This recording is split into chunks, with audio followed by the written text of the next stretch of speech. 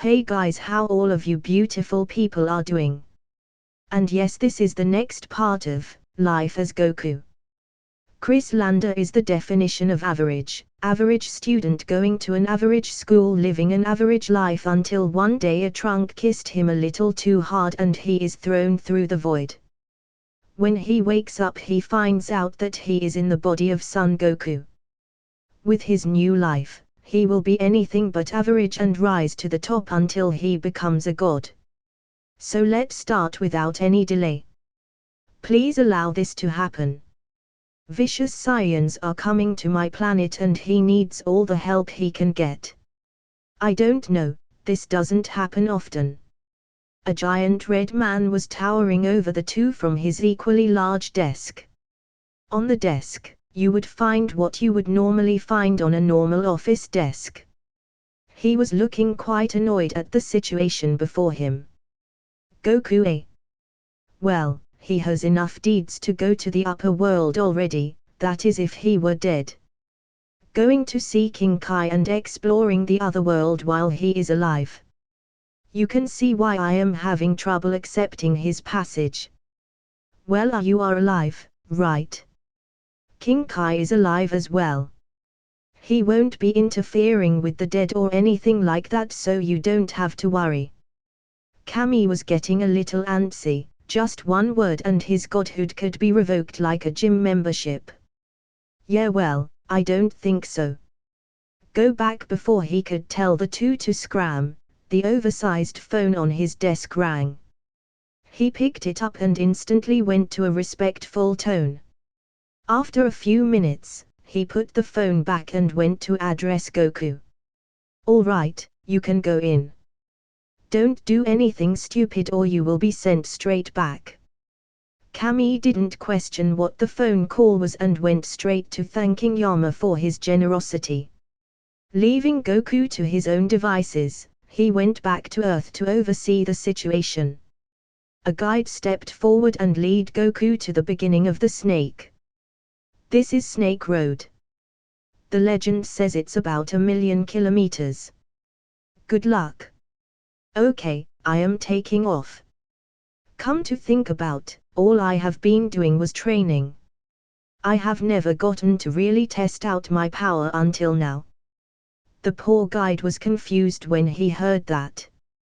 Goku adjusts himself like a runner would do before a marathon and in a blink of an eye, disappeared from sight. Before he could question if he was seeing things, he was nearly blown off by the winds that generated from Goku's departure. Goku ignored the man's peril, knowing that he will be all right, and focused on flying. Feeling the wind blast on his face, it was liberating and thrilling. Most importantly, it was fast. The road beneath him was disappearing as fast as he saw it. With this kind of speed, he will be there in no time. Dash. Please, sister-in-law, let me use the gravity chamber. I beg you. Raditz, after just a day in Capsule Corp without his brother, learned his place when he demanded to use the gravity chamber. Looking at everyone through a hierarchy of power does that to you when you interact with normal people. Not until you apologize to me by taking care of Bulla and Gohan while me and Shishi go shopping. Bulma didn't really mind what Raditz did earlier. But she sure as well capitalizes on it with the leverage she has in her pocket. Who wouldn't want an on-site babysitter? You mean those demons? I would rather face Vegeta's wrath than their machinations. Last time they pranked me, my beautiful hair was nearly chopped in half. Vertically. When Bulma and Shishi looked at their children, they looked as innocent as can be. Of course, they can't hide anything from their moms, but the moms sure can pretend. Oh, look at them. Do you really think they can hurt the big bad uncle? Anyways, we will be back by 7 p.m. and don't let them eat too much junk food. Tata. The door slammed shut. Raditz ran up to it, but it was locked tightly. Heaven forbid he force it open and face another penalty. The next thing he knows, a bag was dropped over his face, obscuring his vision. Gohan. Grab the paint, I can hold him. Don't you dare, you little *ts. How are you so strong? What do they feed you? Dash. He was not wrong. Not wrong at all. The flight was fast, easy, and efficient. It only took him an hour with his current power, and he felt quite proud of this achievement. Arriving at the tail, he looked up to see a small planet in the sky. He leaped up towards it, and when he got close, got sucked in from its gravity. He landed gracefully and started to look around. Hello. King Kai. Goku arrived at the door to the house and knocked on it. After a couple of more seconds, the door opened with a short monkey standing in front of him. They stared at each other for a few seconds before some noise in the back of the house started to make itself heard. Who is it, Bubbles? I am still in my morning bubble bath. Pfoot. The now identified Bubbles answered with the typical monkey sounds. Some laughter even started to come to Goku's ears. Backing away from the door, he started to look more around the vicinity to wait for the Kai. As he was inspecting the car in the driveway, the door opened to reveal a short, fat, alien-looking man. He had antennas and shades to complete the look. Who goes there? The person shouted tiredly.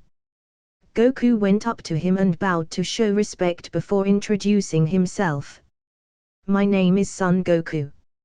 I come to seek martial art techniques from you, King Kai. Wait, you are that Goku?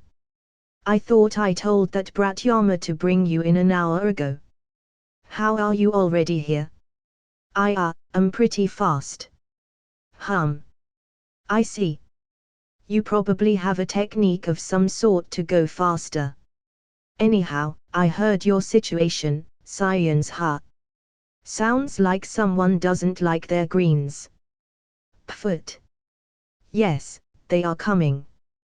I want to learn martial arts techniques in order to better combat them and face the danger that is greater than theirs if it ever appears. You can't give the other party any reason to suspect that you know the future in great detail. Any implication of that could lead to a god coming for me. Giving a broader blanket will cover any mistakes or questions that arise in the future. Martial art techniques. I have a few, I wonder if you will be able to learn them. Wait, is that a tail? I thought you were scheduled for the upper world after death. King Kai just noticed the tail wrapped around Goku like a belt.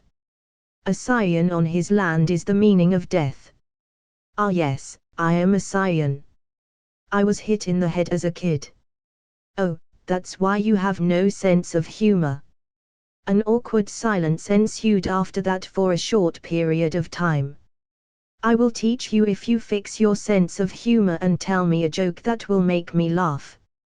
Good luck. I watched through an entire Amy Schumer skit and didn't break a peep at all the creative and original jokes. The basis of making someone laugh on the spot is to always go for a basic joke. Nothing elaborate or the need to know something beforehand. Something unpredictable to hit you from left field. Why didn't the skeleton cross the road? Why? Because he didn't have the guts to do it. An original was always a good one. King Kai looked visibly stunned and was speechless for a while. He started mumbling wordlessly. Skeleton, road, guts. He was struggling to hold in his laugh. Snorts were leaking out of his hand-covered mouth. Not surprisingly, he burst out laughing uncontrollably. Mission success. That was good. You are a master of comedy. You wouldn't mind if I stole that, would you? Nah. Everyone does that nowadays. Okay. So let us start with your training. Since I see that you are responding fine to the gravity of this planet and you only asked for technique training, I have two I can pass down to you. Any questions?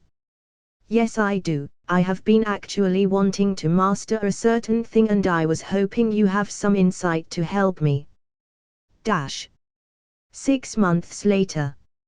Hey, I am back. What has been going on lately? Goku stepped in the front door of Capsule Corps after an intense half-year training regime. Daddy.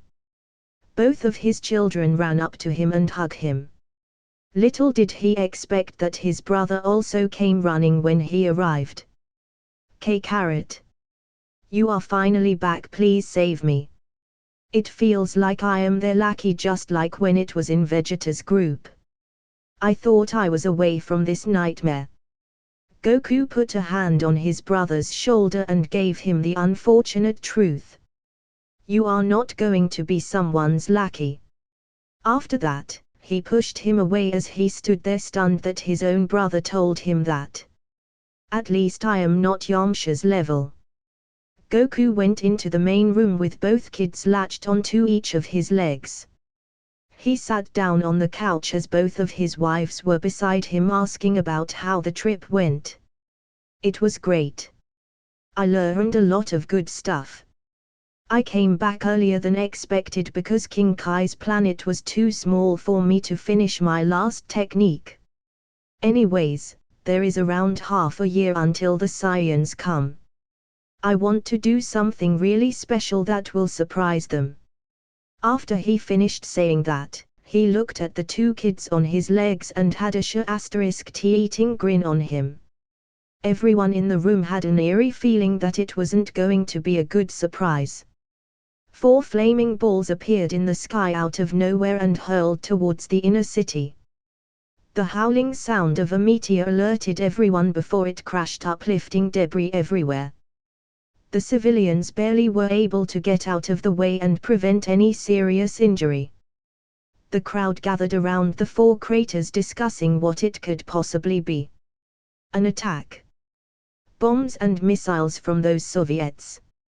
Magic. Wizards in an epic duel crash-landed here. Aliens. It's the end of the world as we know it. One outlandish claim triumphs the one previous and it went on for a while. All the commotion stopped when the door of the sphere burst open, revealing a person inside.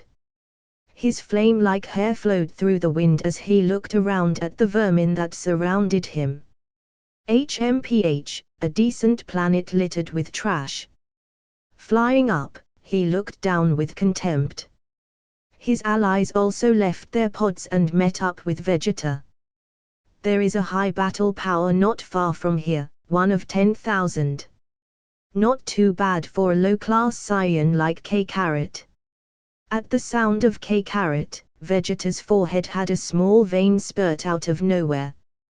The girl beside him that reported the battle power snickered at the short man's seething anger. Short objectively speaking, of course, since she was around the same height as him.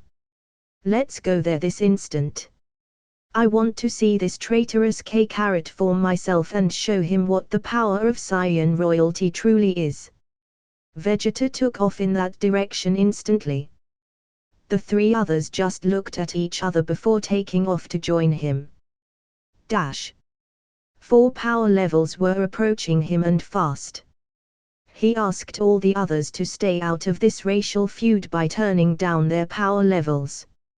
He was getting anxious, feeling not knowing who these 2 new Saiyans were. From their power levels that he was able to detect, the 2 new power levels were in the middle of the pack, fairly stronger than the last and fairly weaker than the first, who was rocketing towards him at max speed. Raditz was beside him waiting as well. Gohan and Bulla were in the distance looking over at the fight like it was a picnic. Vegeta came first like a fiery missile to their location. When he arrived, he was even more infuriated when Goku and Raditz were just waiting for him to show up. So you are K-Carrot, the low-class Saiyan. I will show you what will happen when you insult the Prince of all Saiyans. Vegeta was flying at him like a raging bull. Raditz took a step back but realized he didn't need to when Vegeta's fist was stopped with Goku's hand. Impossible. A Saiyan elite like myself unable blocked by a simple grab from trash like you. Vegeta pulled his fist back and jumped away. He felt no resistance from Goku, and when he turned to look at him, he still has the same calm expression. Vegeta was now sweating bullets and have Goku a fierce expression. We have been tricked to come here. His only option was to wait until his subordinates arrived to make the situation more towards their favor. You are quite strong, K-Carrot, unexpected coming from a pod baby. How did you grow so strong? Why do you want us Saiyans here? Stalling the play by asking some questions. It will also give him some insight as to why Goku obviously provoked him here.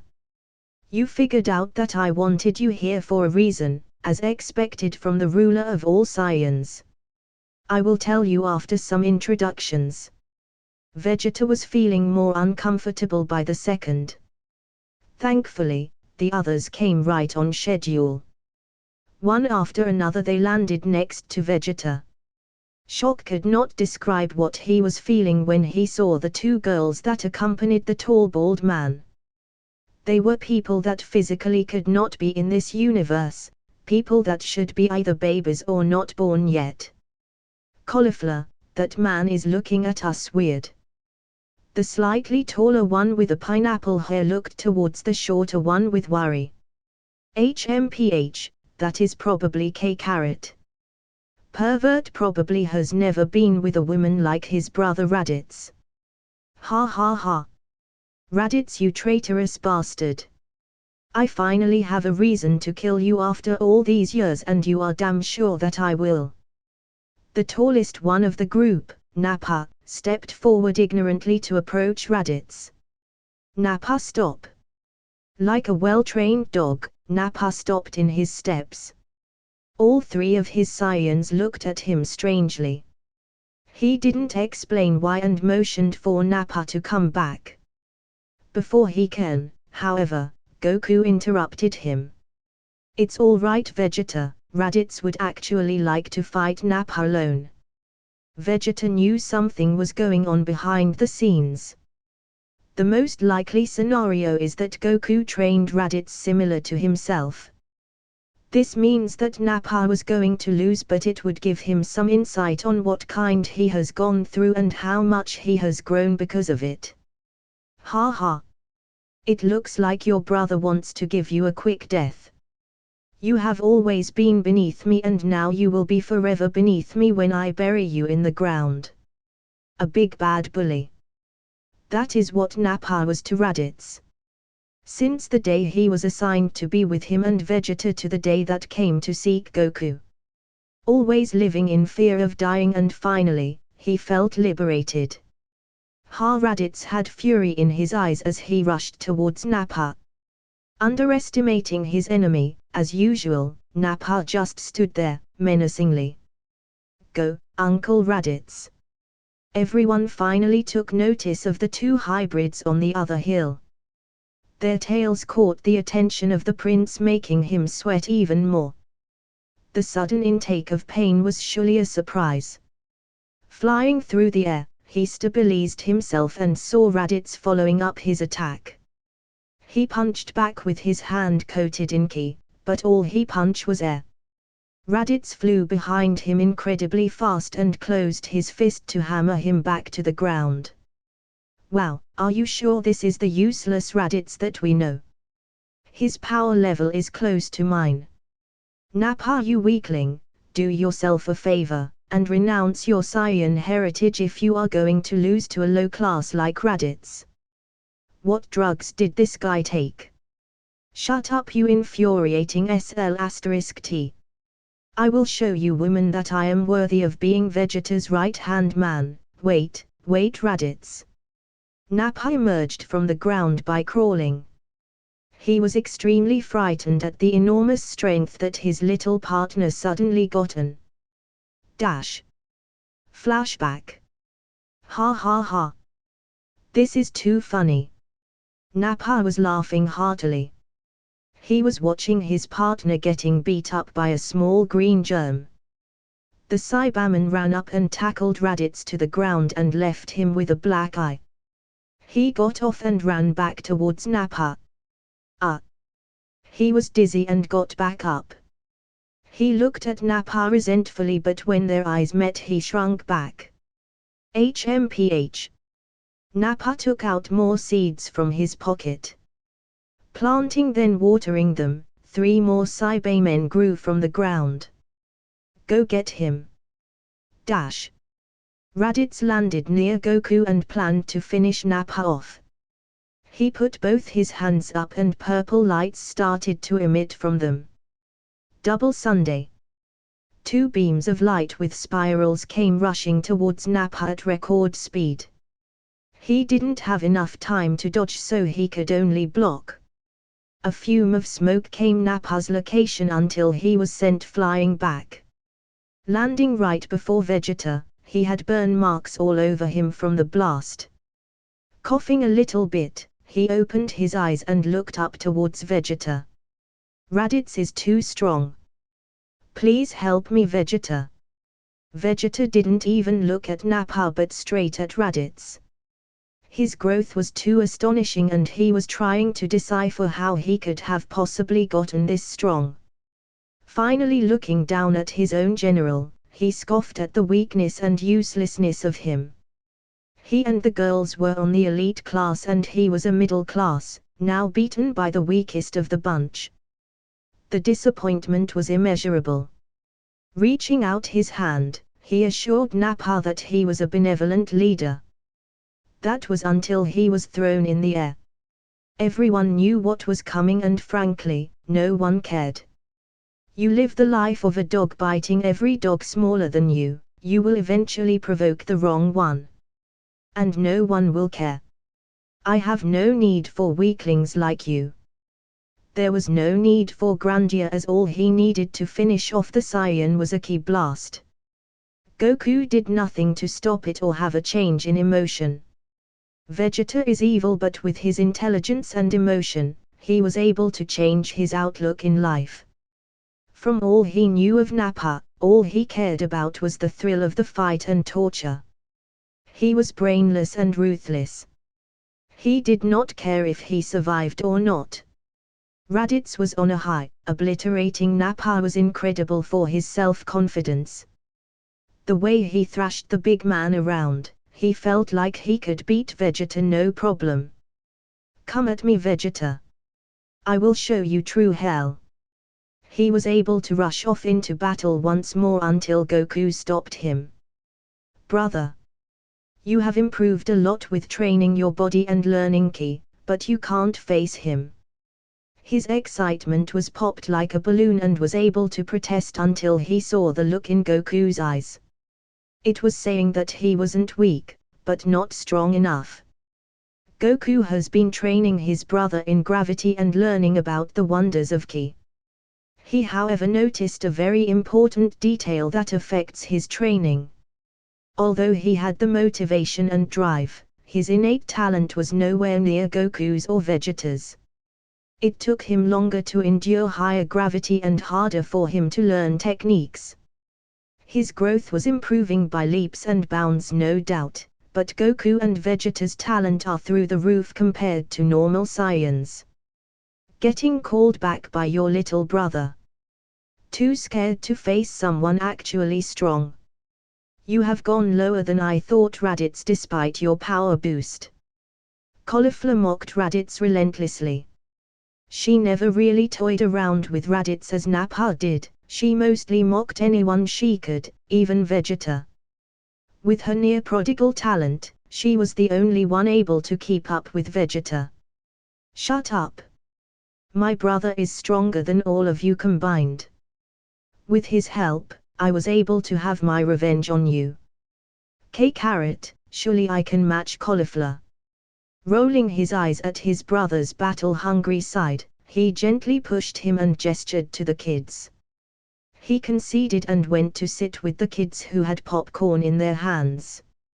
Vegeta stepped forward and without saying anything, he motioned for the girls to also leave the scene so he could fight. He might have blocked his punch earlier, but surely he isn't that much stronger than him. As transparent as a window, Vegeta's thoughts escaped towards everyone there. They were Saiyans, rough and tough, but they were also girls wanting to enjoy a battle between two powerhouses. The picnic blanket was large enough for the girls to join, and they did when the cute little kids waved them down. Better than standing or sitting in the sand. Cauliflower could not stand kids, so she sat at the very edge of the blanket while Kale sat next to her and Gohan. Gohan was extremely friendly to everyone he meets, only being mischievous with Bulla sometimes. He handed Kale a bucket of popcorn and she looked at it curiously. She popped one in her mouth and stars started to shine in her eyes. Thanking the little man, she started chowing down. Kale, what is that? Is it that good? Looking like a chipmunk, she gave Cauliflower some as well. Taking some, she also loved the buttery taste and they both looked like they were watching a movie. This is my only move. He is a low-class Saiyan, so surely he hasn't trained his mind in that form. It will equal the playing field. Conjuring a small round power ball in his hand, he sent it flying behind the spectators so that they wouldn't transform. It would be a 4v3 if that happened, and he didn't want to risk to see if those kids were monsters either. Transforming into the ape form, everything was bigger and better than before. Hair was everywhere but also covered by his stretched armor. The only way for his opponent to win was to also transform but lose his sanity in the process. Genius. Well, technically, he didn't need to transform to beat the giant ape before him, but he looked at the moon to humor him. Vegeta expected a giant ape versus giant ape, not whatever was happening right now. Brown hair started to grow all over his body from his legs to his torso. His actual hair elongated as well, wrapping around his head and neck like a pillow. The shirt that he was wearing ripped like usual, showing off his hairy chest and muscles. His pants were of a light blue with a nice red belt accenting his brown fur. Everyone was stunned, even the kids and Raditz. This was their first time seeing such an absurd transformation as well. Great power was emanating from Goku, one that was on par with Vegeta's transformation but more compact and intense. What is that? What are you? Vegeta had a premonition of what he had just become and he didn't like it one bit. As royalty, learning history was a reluctant objective he had to go through, and what Goku was right now is incredibly similar to what he had heard in the legends. This is a result of perfectly controlling my great ape form and transforming it into something new. Its name in its traditional sense is the perfect ape form, but I like to call this the primal transformation. The reaction of everyone on the picnic was priceless, to say the least. This cannot be. His worst fears have come true. He has been ascended and left behind in the dust. His enormous fist came raining down on Goku, it was the size of his entire body. In response, however, he just lifted his palm and stopped the momentum. Raditz was watching his brother achieve the impossible and outweighing the prince, respect could only go up. The children, Bulla and Gohan, admiration of their father went through the roof after seeing all the hard work that he has put through himself and them in action. As for the two newcomers, Cauliflower was drooling. Did I see that right? Kale felt the tides changing, and what a huge tide it was.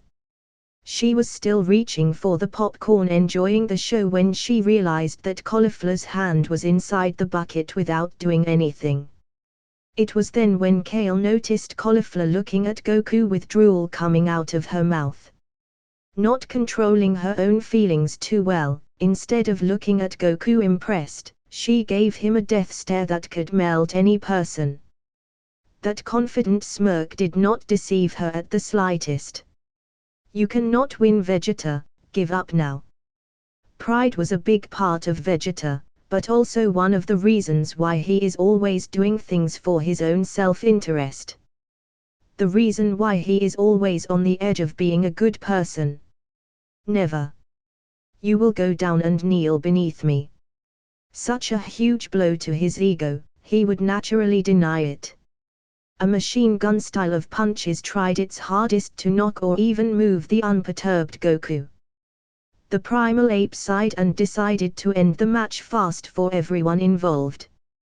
One well-timed uppercut caught the enraged monkey off his feet. The red in his eyes symbolizing rage slowly turned white as he slowly shrunk back to his original size. Raditz came down to help him up and Goku motioned for everyone to follow him. They quickly arrived at the turtle house, putting Vegeta on the couch. Bulma, Roshi, and Krillin were there and greeted the newcomers. Cauliflower and Kale felt very awkward at the situation as they were enemies just seconds ago. Goku led Cauliflower and Kale with Bulma following to discuss business while Raditz kept watching over Vegeta. This is the first time I heard that there were more Saiyans and female Saiyans as that. What happened and where were you people?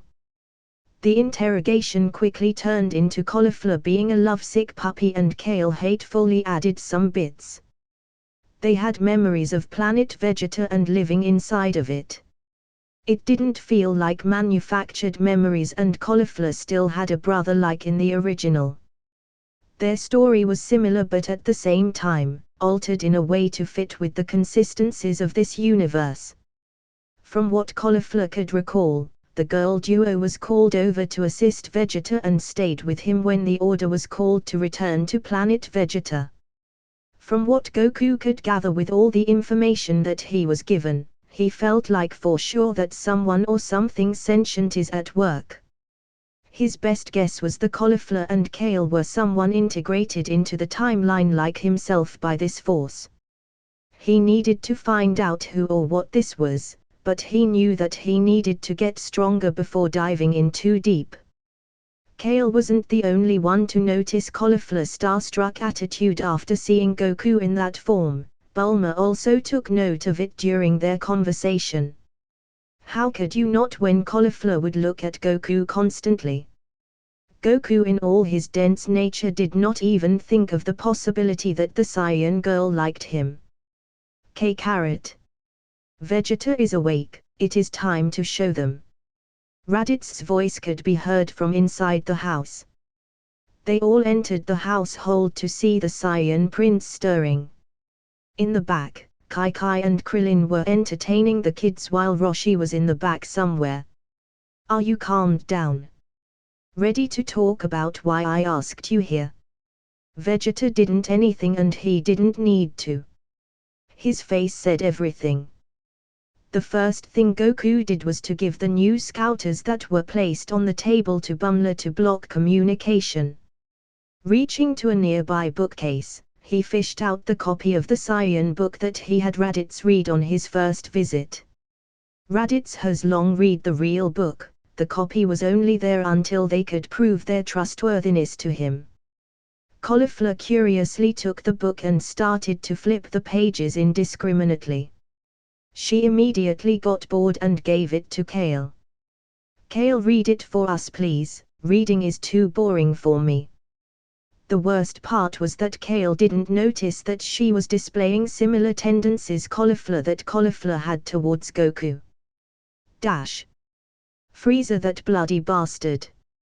Cauliflower was lying upside down on the couch next to Vegeta, who had his eyes closed listening to the majority of that time. He finally blew his fuse when he heard of everything that Frieza had done to his race. Kale jumped when Vegeta had his outburst while Cauliflower looked bored as ever, as if she didn't care at all.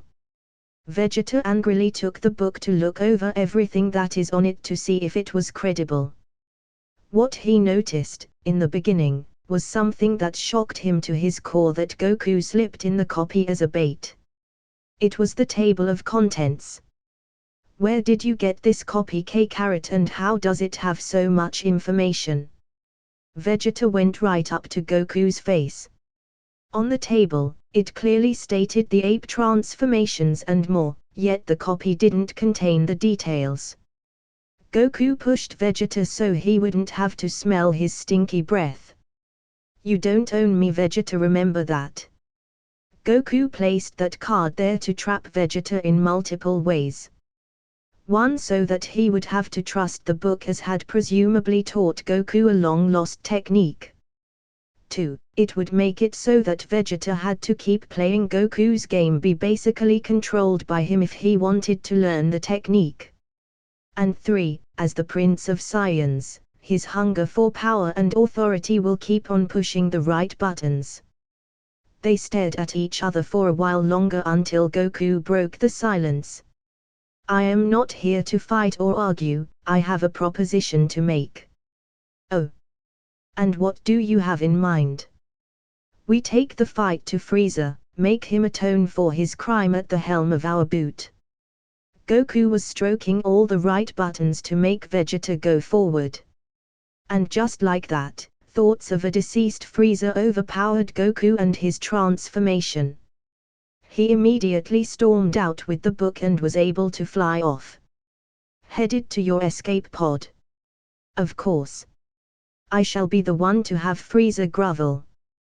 Your strength right now isn't enough. I have a plan for you to grow stronger like Raditz so we have a chance against Frieza. Frankly, Goku was also scared of the enormous power of Frieza. With all of his power multiplication, he calculated that he is able to par Frieza. However, it was really important that he isn't the only one that has the power to protect others, and others having the motivation to do so is crucial. By exploiting Zenkai boots to a limited extent and regular training, he felt he had reached some sort of bottleneck.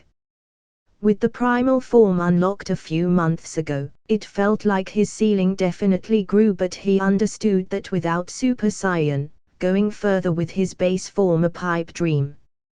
He needs it soon, and the only feasible solution was to achieve it himself, unless...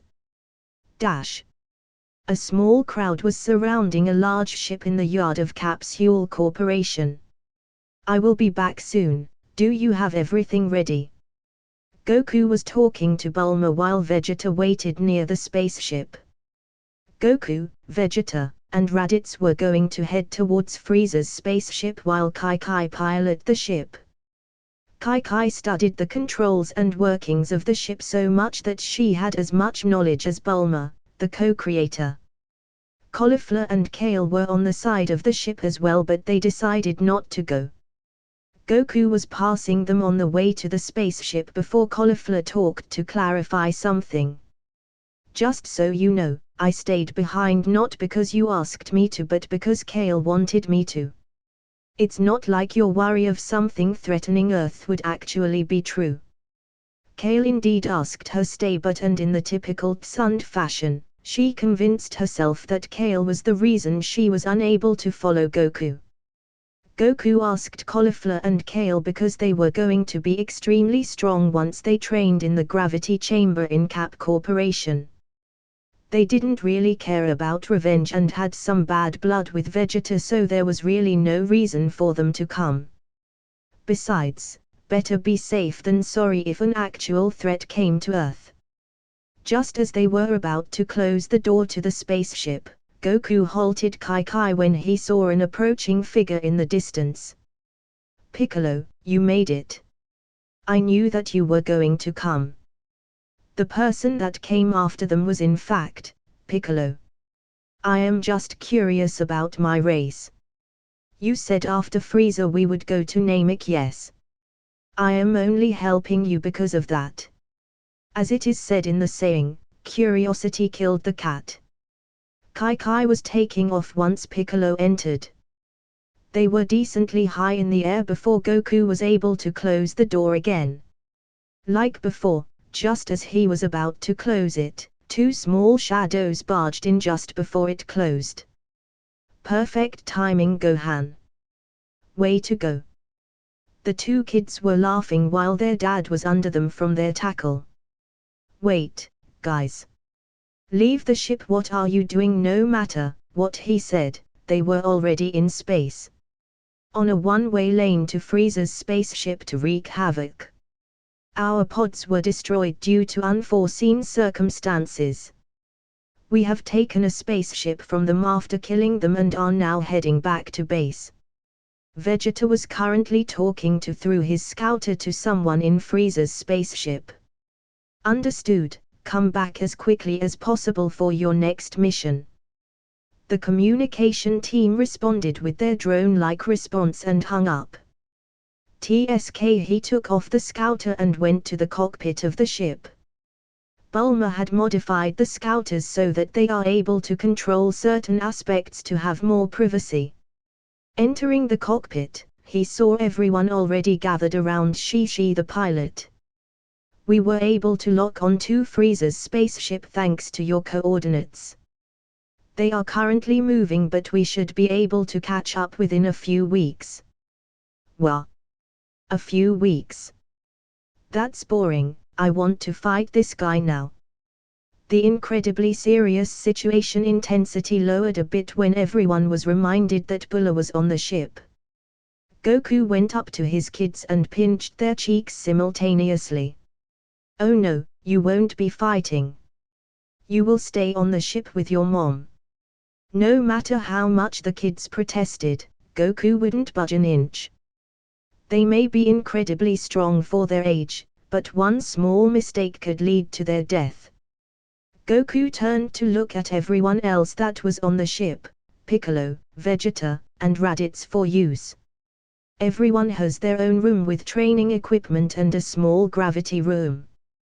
This ship functions as a normal house with all the appliances. Be nice to each other around here.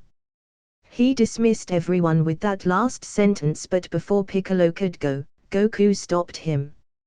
Hey, you don't use gravity as much lately, do you? I noticed that it does not work as effectively on you. Yes, my body is different than you Saiyans. I won't grow stronger just by pressuring my body. Lately, I have been meditating and other activities to grow my strength. Piccolo didn't know how Goku figured out that he hasn't been using gravity, but he knew that he didn't ask for no reason. Perfect, that means you have a lot of free time. I need to ask one thing of you. Run. That was the only thing that popped into his mind. Just before he could book it, Goku reached behind him and scoped the two kids and shoved them into Piccolo's arms. They can't really be left unsupervised, especially Bulla. If you can look after them and even train them a bit, it will be greatly appreciated. Anyways, I will be going to my room, knock if you need anything. Piccolo blinked in disbelief.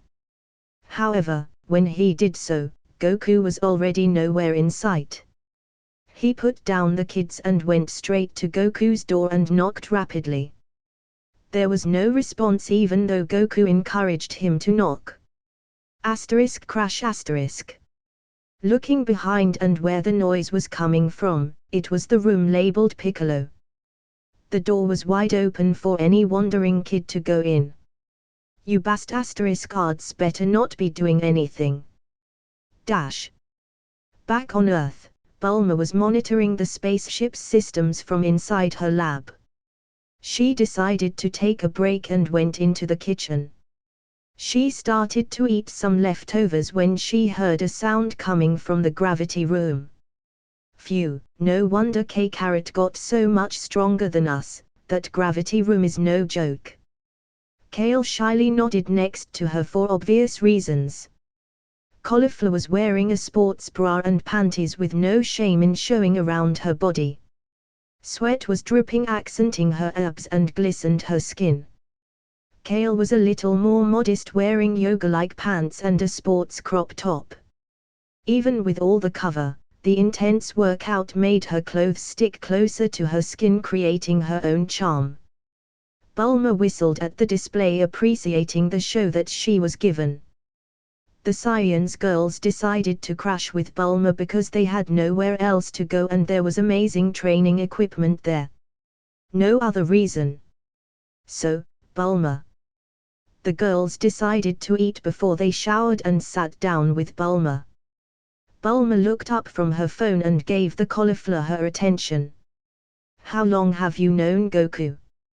On the side, Kale rolled her eyes and pouted discreetly after hearing cauliflower antics. On the opposite side of the token, Bulma rolled her eyes in her mind. It was the dragon's wish at work. "Oh Goku, you pulled in another. You will be in for a surprise when you get back. I will prep her for you. After all, your happiness is mine as well. We met when I was just a teenager." Bulma told her life full of adventure and turmoil centered around one Saiyan kid. Before nightfall came, she started talking about recent events such as marriage and kids. "So you and Shi are both Goku's wives.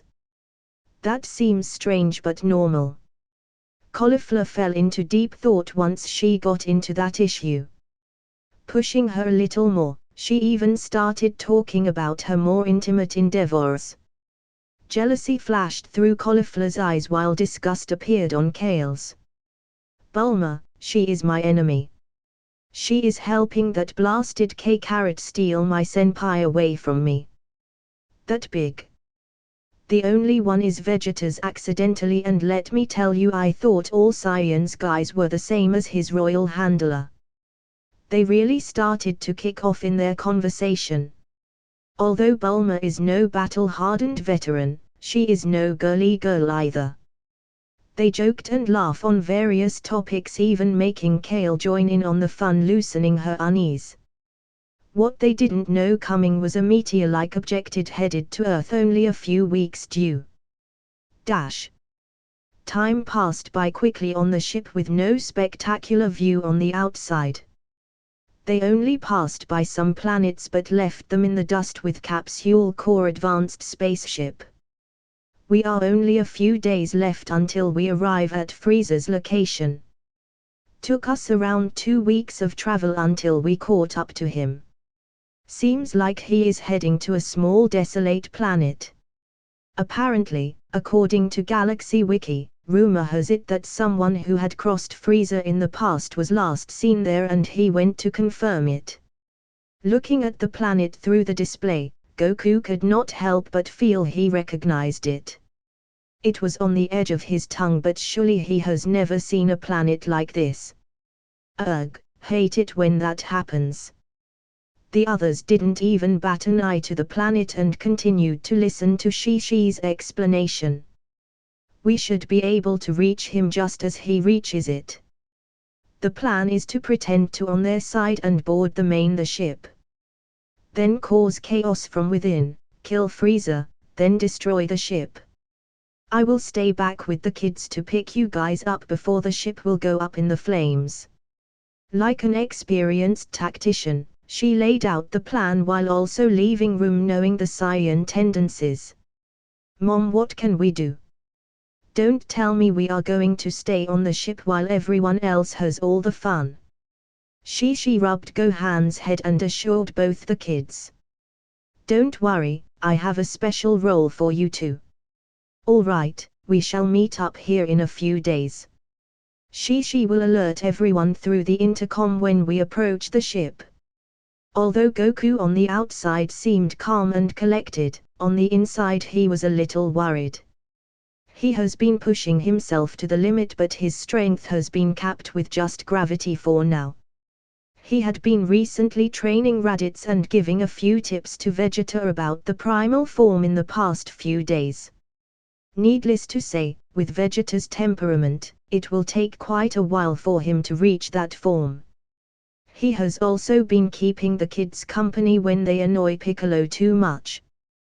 They have been improving a lot, but as expected, Raditz has been lagging behind and struggling compared to Vegeta. They started out roughly the same, with Vegeta's power a few thousand ahead of Raditz to tens of thousands ahead. Some people are just built differently. Everyone left to do their own thing.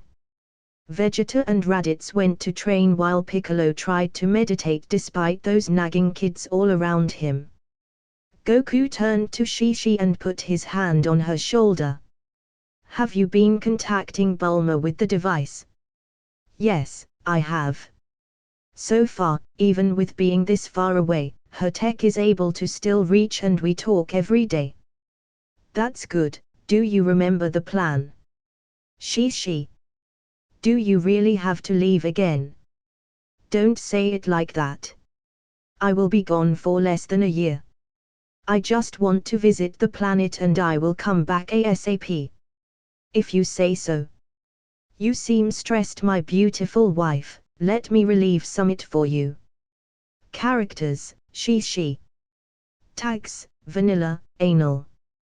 Auntie, come play with us. Uncle Piccolo finally figured out how to lock his door and he won't play with us.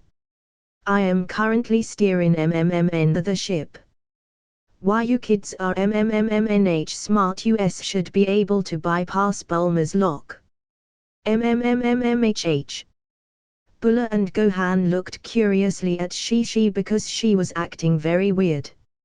Not only is her chair more scooted in than normal, but she also started to make strange noises. They both looked at each but shrugged off her strange tendencies and went to hack into Piccolo's door to play with him more. Once Shishi confirmed that they were cleared from the cockpit, she desperately pushed her chair back and put her hands under her seat. Goku's head was revealed stuffing himself between Shishi's legs. Her comfy shorts were pulled down, allowing Goku to suck to his heart's content. "Goku, wait, I am close." Goku has only been licking for a couple of minutes, yet due to his expert movement, she felt as if her clit was about to burst. "Ah!" She covered her mouth as she orgasmed on Goku. As usual, Goku didn't stop until she was finished and kept going. When she was done, she flopped onto her chair and looked at Goku as he stood up. "Let's take this to the bedroom." Shishi put the ship on autopilot before being carried away to their quarters. Throwing her roughly on the bed, she hit her pillow face first, sticking out her butt for Goku. Before she knew it, Goku had already removed his clothes and hers already rubbing his dick in the crevice of her butt. "Goku, don't be so rough. You know you like it." As if on cue, he pushed her down more, enclosing her face with the pillow. Lining up his dick with the appropriate hole, he slammed it inside her asshole. Stretching the hole to its limit, Shishi's scream of pleasure was muffled by the pillow on her face. She felt like she was skewered as the dick went back and forth, making throb with pleasure all over. Goku remembered the first time Shishi discovered she loved anal better than regular sex. Bulma told her to try it out, and ever since she loved taking it in that hole. Changing positions a little bit when Shishi's pussy squirted as she came. Goku rested his foot on Shishi's head and started to pile drive his cock deeper inside Shishi's butt. This went on for a while until finally, Goku felt something coming. "Shit, take it all, Shishi." Fully releasing his load with a loud grunt, all of his sperm went inside Shishi's bowels. After finishing his first time compared to Shishi's fourth, he stood up and wiped the sweat away. He picked up Shishi and flipped and turned her so that her head hanged off the bed. Goku's dick was right in front of her and she could not take her eyes off it. The intoxicating smell got her aroused beyond belief. Time for some cleanup. Shishi opened her mouth obediently, only for it to be plugged instantly. Goku mercilessly pounded her head as if he would her lower body, knowing that she liked it that way. His balls constantly slapped her face, making her pussy leak even more. Goku closed her legs together and pushed his fingers inside of her vagina rapidly. The two fingers were simulating her G-spot, making her come once again. Finishing faster this time, Goku pulled back a little, allowing only the tip to be in her mouth. Her tongue went to work, roaming every inch of the tip, sometimes even going slightly inside his hole. With that amazing tongue that felt like his dick was getting a massage and jerking the rest himself, he came buckets inside her mouth. His balls are like a continuous cocaine supplier that always had the hits, and his girls always came for more. Tasting while still simulating her husband, she sucked him dry. However, as always, his stamina is out of this world. Before she could finish drinking, she lifted up once more and found her vagina stuffed this time. In a surprise, she instantly came from the build-up from Goku's fingers and clung onto him for dear life. He bounced her up and down, matching the rhythm he was thrusting like she was on a roller coaster. She didn't know how many times she had came before Goku started to give way. Her eyes were unfocused and drool was leaking from her mouth. Legs were a little shaky and her grip around Goku's neck was slipping. Pushing her as close to his balls as possible, he came once more, making her feel like she was in her second trimester. She finally could not hold on any longer and let go. Unfortunately, Goku's dick was still rock hard, making her stuck on his dick, unable to fall. Before her insides could get messed up despite her face of extreme pleasure, Goku lied down on the bed with Shishi under him. Never leaving its sheath, his dick went back to work, going up and down throughout the night from one hole to the next.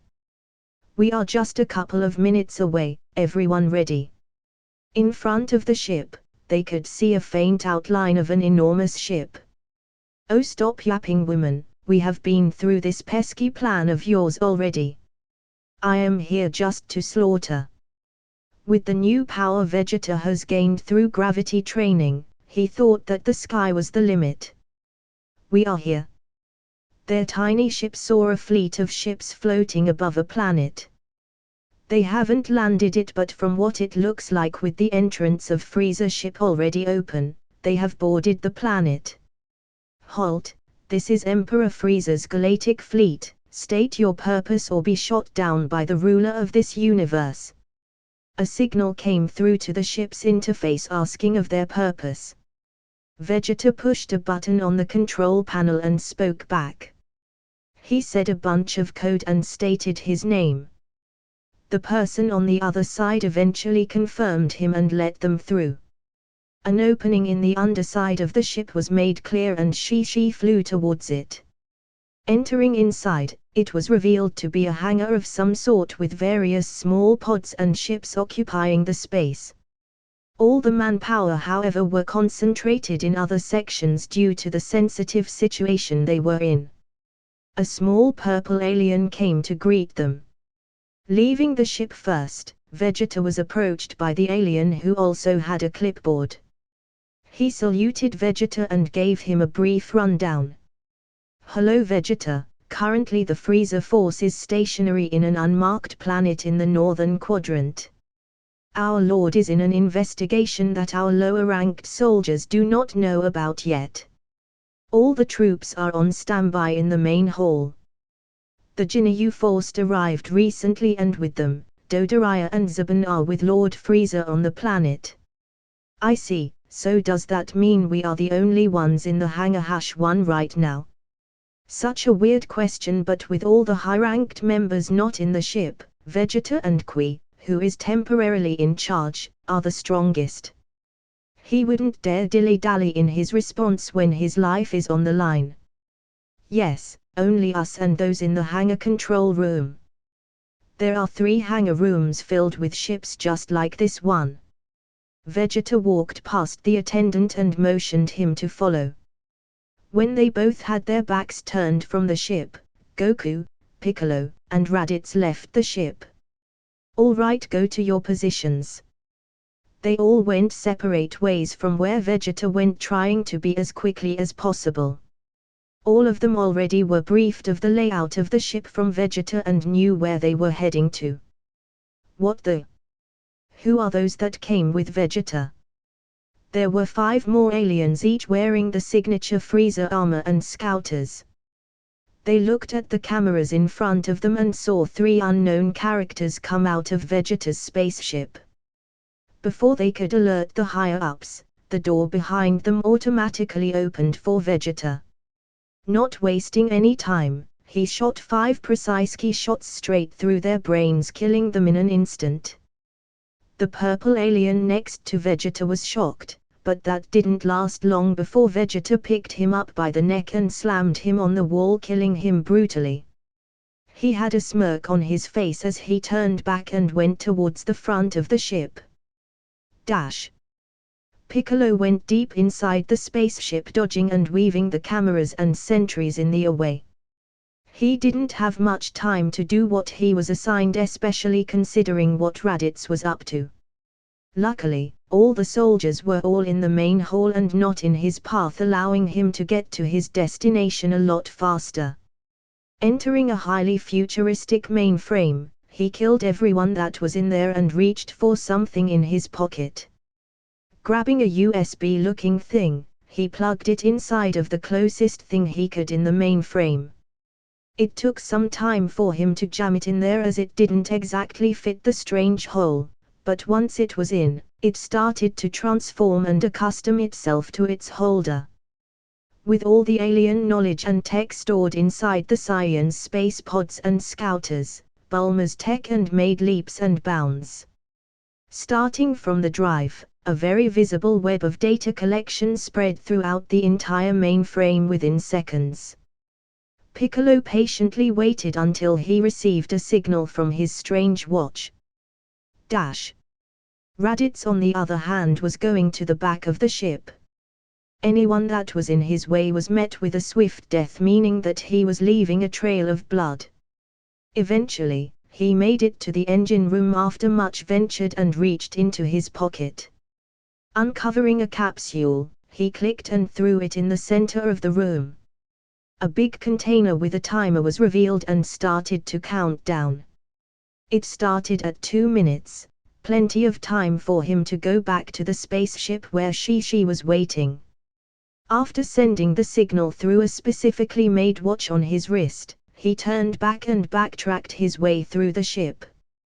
He didn't get far when a blaring noise and red lights started to flash crazily around him. Looking at his watch with displeasure, he saw that Piccolo was already clear, and with his carefulness, he wouldn't trip any alarms. That left Vegeta, the only one who could have tripped an alarm. That hothead. Time for Plan B.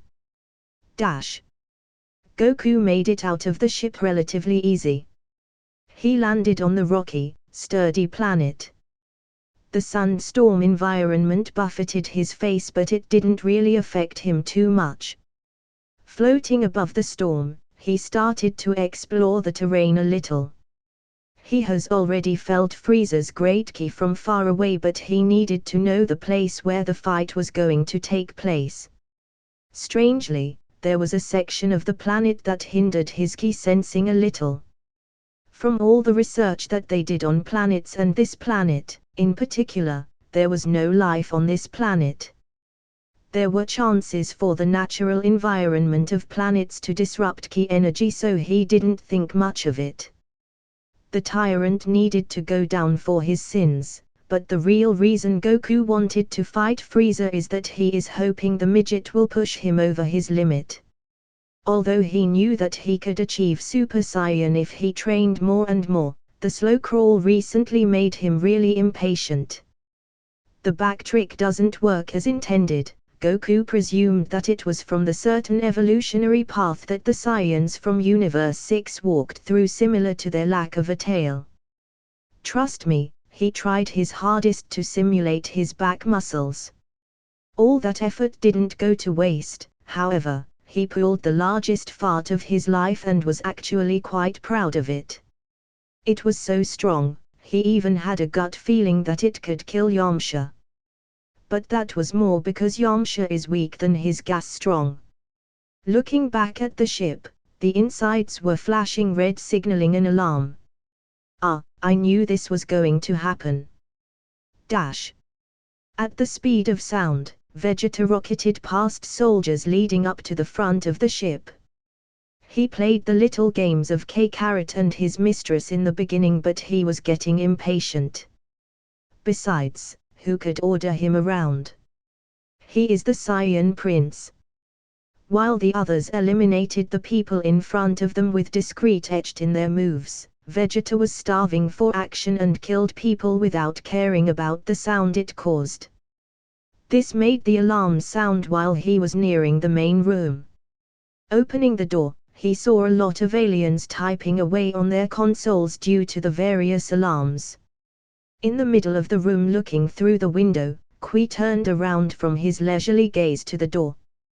What was his pleasure feeling a sense of entitlement at the helm of the ship, Vegeta burst his bubble by appearing at the worst time.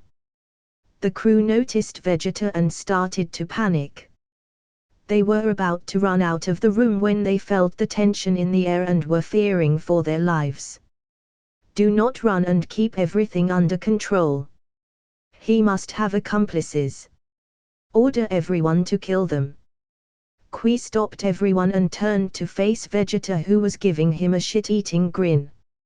You really think that I need Frieza's permission to kill you after you ramage in his ship? I will get a lot of merit by killing you. Prepare yourself, my arch-rival. I will end your life today. Dash. The alarms were blaring and the soldiers in the main hall didn't know why. Everyone in communications was killed and they all thought that it was the signal to attack the planet they were set out to do.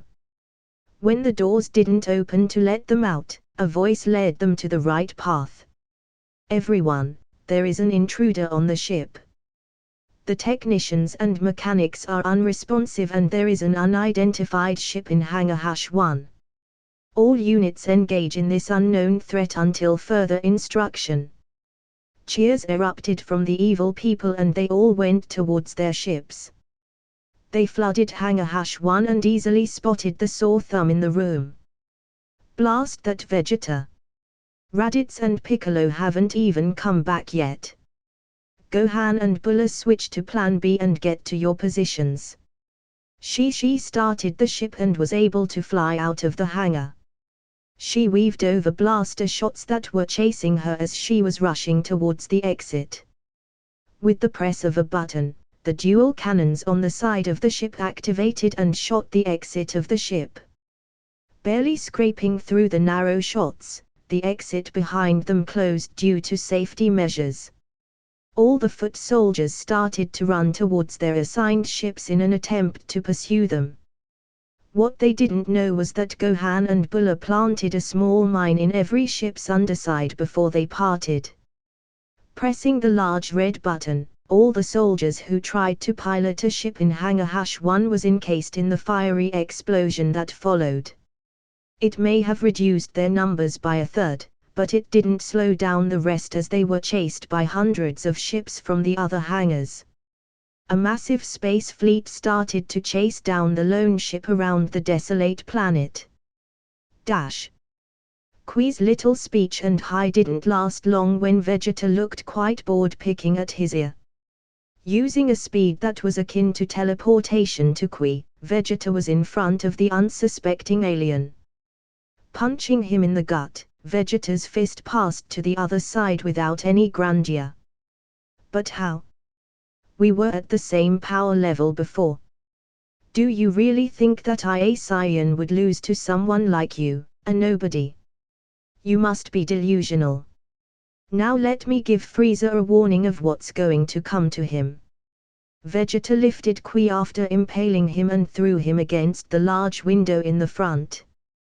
Qui crashed through the window, sailed through the planet. Coincidentally, he landed right in front of a floating emperor who was wondering what was happening to his ship. Frieza looked down at Qui, who was struggling to stay alive.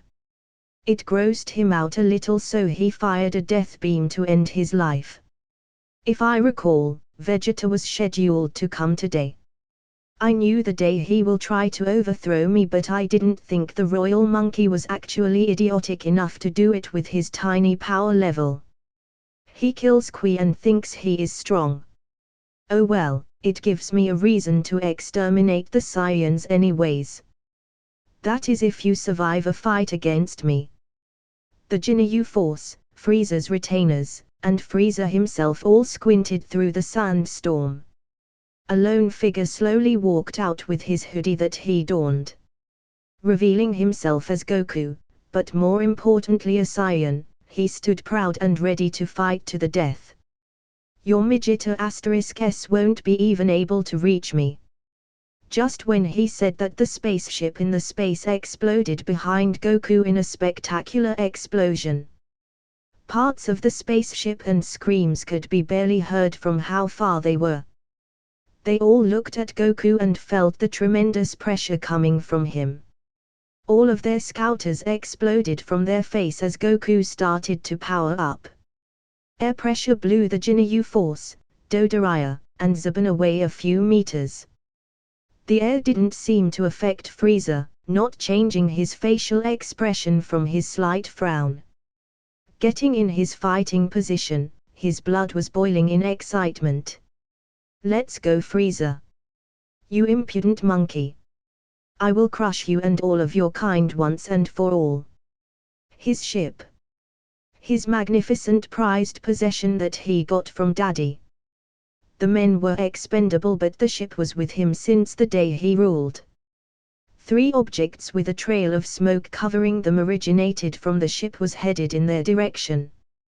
When the balls of smoke dispersed, Vegeta, Raditz, and Piccolo were revealed.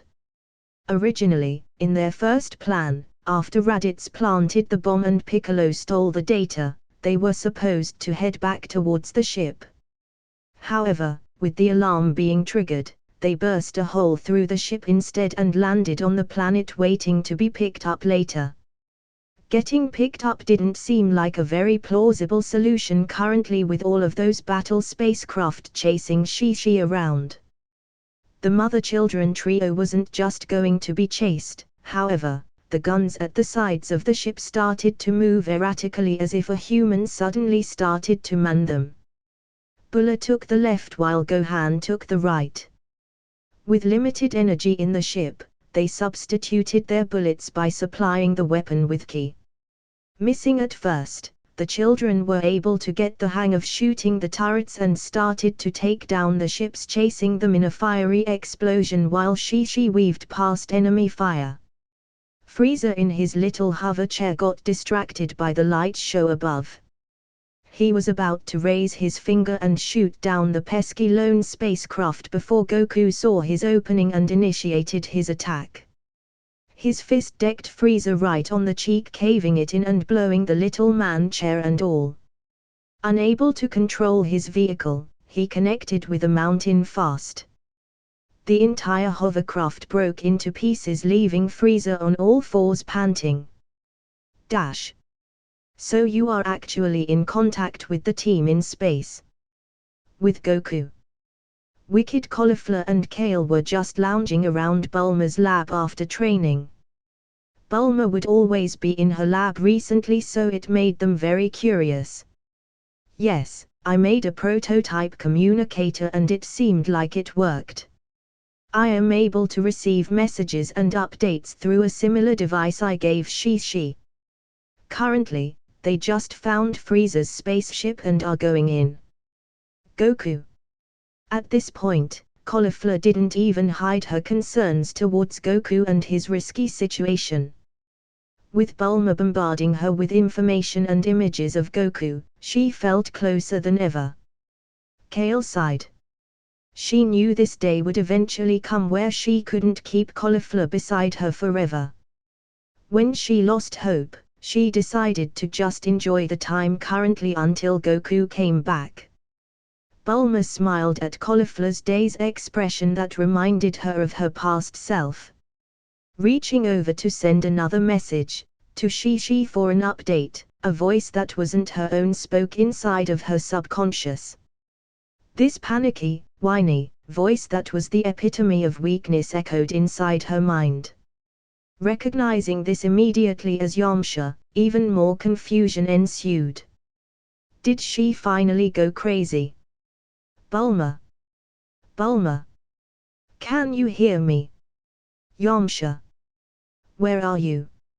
How can I hear you? I am at King Kai's planet right now. King Kai is sending my voice over to you. Bulma was looking at the sky while talking. Cauliflower and Kale backed up from where they were originally and started to question their companion's sanity. Why are you calling me? I thought that you, Krillin, Tien, and Kyaotsa went to that guy's place to learn that Kaioken or something. By the way, send your voice if you can to Cauliflower and Kale as well, they think I'm crazy. A simple rewiring and they were also able to hear Yamcha. They wish that it stayed the way it was earlier. It's all that damn midget's fault. He convinced us to catch up to Goku. But that is not important, right? What is really important is that the Earth and everyone on it are in danger. What do you mean, you soy boy? We aren't going to destroy the Earth anytime soon. Cauliflower thought that now that the Z fighters are not on Earth, they would think she would proceed to wreck it. And not you. But a seed. A seed of the Tree of Might. Dash. Frieza struggled to stand up while everyone watched with their mouths hanging open. That was the Emperor of the universe they were looking at. The strongest being in this universe. He got down with just one punch. Just who is this man that we are facing, and is that why he was so afraid of Saiyans and their potential? You dare touch me? Me? I will decimate you and your entire lineage. Behold, you are about to witness my supreme form that no other living being has ever seen before. This was the most power he has ever felt from a singular individual. Goku wasn't an idiot. It wasn't like he was going to let Frieza transform. He wasn't a masochist. Frieza tried to gather his ki to transform, but Goku came at him like a rocket. Frieza collected his ki and ducked, letting Goku go above him. Releasing his ki, he had an evil smirk on his face, thinking he obliterated Goku. When the blast ended and Goku didn't appear, he was even more satisfied until he found a fist right in his stomach. You won't get rid of me that easily. With his other hand, he slapped Frieza in the face, making ripples appear from one end to the other. Frieza hit the ground and bounced like a pebble, crashing in a jutted-out rock, making it collapse on himself. He emerged from the rocks looking as angry as ever. Trying to transform again, Goku did not let him and sped towards him. However, from the peripheral of his vision, he saw a strange purple beam accompanied by an equally annoying voice. Change. Goku backed away from the blast and it hit a rock. Everyone awoke from watching Goku and Frieza fight. Piccolo tried to help Goku by aiming a kick towards Jinyu's face, but he was very quickly surrounded by the Jinyu force. Raditz instead had his aim towards Dodoraya, hoping to take him out fast. The smoke cleared from the release of a seal and a giant appeared before Goku that did not fit his color palette at all. Frieza chuckled a bit and was ready to spar it out again with Goku until he felt a presence behind him. Vegeta came in hot with 2 ki blasts on each hand. Firing both while also heading towards Frieza, the alien easily sidestepped from the blasts. Vegeta landed and tried his best to take on the 8-foot giant, but he kept on missing with Frieza's strafes. The smirk that he received angered him even more, opening him up to even more mistakes. Jumping up to do an uppercut, all Frieza had to do was tilt his head back. Looking at him while his head was tilted, he swiped his tail, launching Vegeta like a rag doll. Swishing through the air, he landed on the ground, creating a crater. Finished with Vegeta, Frieza turned to Goku expecting the same result. That will be you in just a moment once you taste my excellence. No more words were spoken, only action. Frieza's hulking body was unable to keep up with Goku's agility and he was taking punches left and right. Everything wasn't going right for him. The weakest Saiyan was about to kill both of his retainers even with Zebun transforming. The strange Namekian was taking out one Ginyu Force member at a time, and here he was struggling with a Rouge Monkey. Fire explosions were also littering the skies as Shi did barrel rolls after barrel rolls. Gohan and Bulla were mowing down the aerial pursuit by a third with just their accurate shots. Seeing that momentum going against him and his team, he decided to put out all stops and transform to defeat this Saiyan.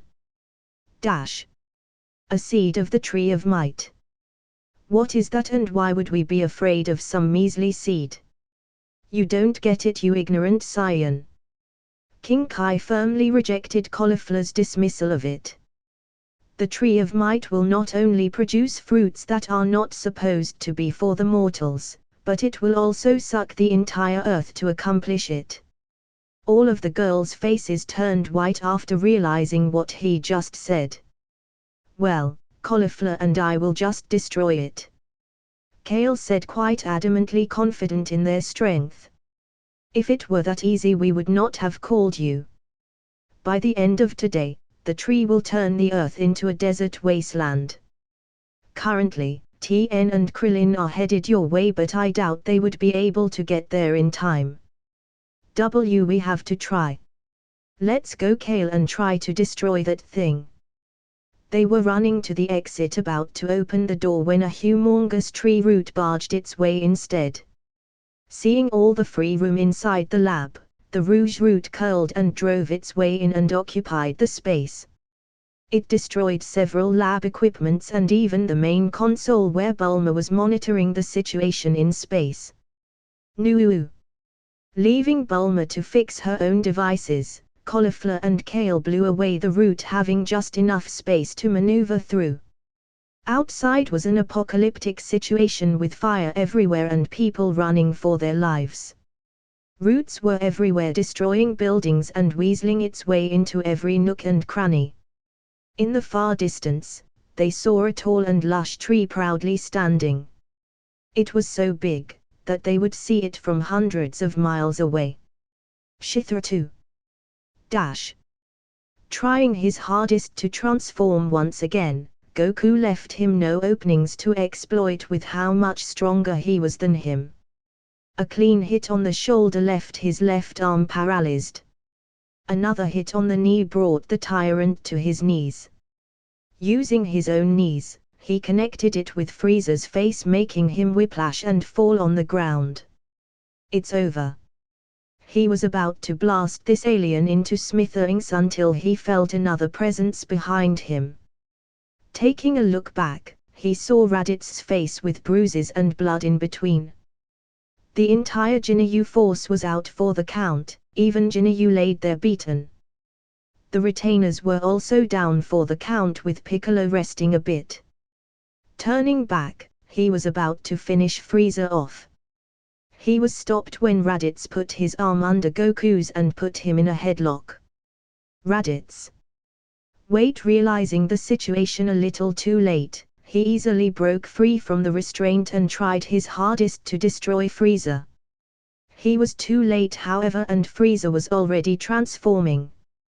Breaking out of the Ki cocoon, a person as small as his first form appeared with nearly all white covering him except a few purples.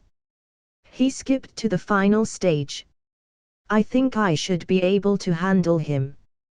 Brushing off Ginyu that was in Raditz's body, Piccolo came over to pick him up after he killed the other two pests. Ginyu switched right in front of the Namekian but he didn't notice anything changing. Now let the games begin. The battle was raging in full force.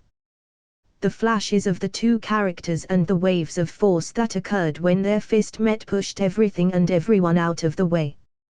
It was truly a battle in an alien planet with two powerhouses duking it out while a lone spaceship took on a fleet in the skies. Shishi and the two children didn't have many ships to take shoot down anymore. The game of Galactica was 2/3 done with no damage to their ship so far with Shishi's expert flying skills. You haven't even come close to my real power. I've only been using 1% of my power. A spike of power came in like a raging bull. His counters were broken with sheer force by the immense power Frieza was displaying. A straight jab was coming right at Goku's face and he was ready to block it with both hands. However, at the corner of his eyes, he saw a slithery appendage coming at his flank.